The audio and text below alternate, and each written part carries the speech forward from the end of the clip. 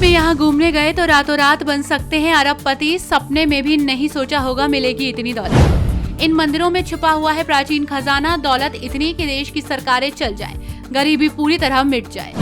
कोई गरीब देश नहीं है भारत। इतना खजाना है कि पाकिस्तान के साथ पुश्तों को भी बैठे बिठाए पाल दे। दिन ब दिन तेजी से दोगुना हो रहा है इन मंदिरों का खजाना। ऐसा ही रहा तो भारत फिर से कहलाएगा सोने की चिड़िया।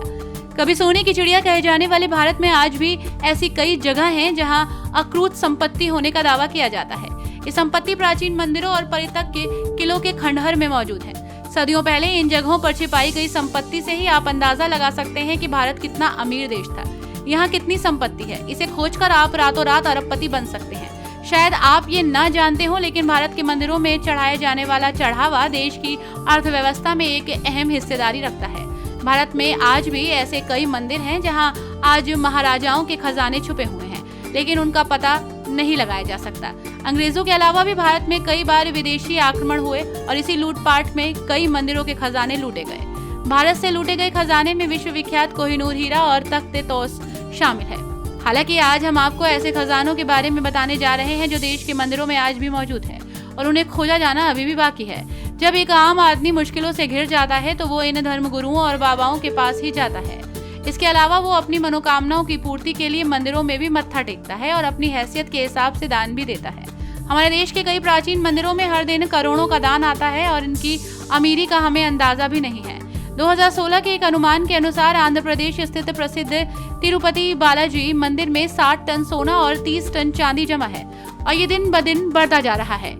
ये तो उस खजाने की बात हुई जो दान आदि से आया है, मगर देश में कुछ ऐसे प्राचीन मंदिर भी हैं जहां बरसों से खजाना छिपा है। प्राचीन खजाना भी इतना है कि कुछ देशों की तो सरकारों के पास भी इतना धन ना हो।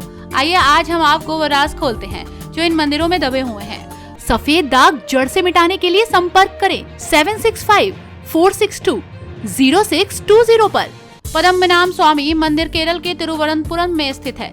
भगवान विष्णु को समर्पित इस प्राचीन मंदिर का जिक्र विष्णु पुराण, मत्स्य पुराण, स्कंद पुराण और महाभारत जैसे कई ग्रंथों में है। 16वीं सदी में बने इस मंदिर के तहखानों को 2011 में खोला गया।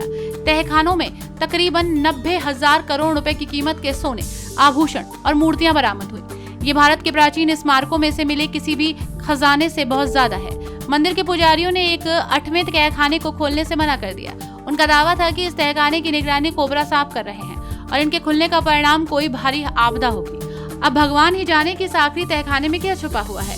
दुर्गा माँ को समर्पित ये मंदिर कर्नाटक के उडुपी जिले के कोल्लूर में बना हुआ है। मान्यता है कि मंदिर लगभग 1200 साल पुराना है। मंदिर प्रबंधन का दावा है कि मंदिर के एक बंद कक्ष में करोड़ों का सोना और हीरे आदि का खजाना छुपा है। यहाँ नाग का चिन्ह बना हुआ है जो खजाना होने का संकेत देता है।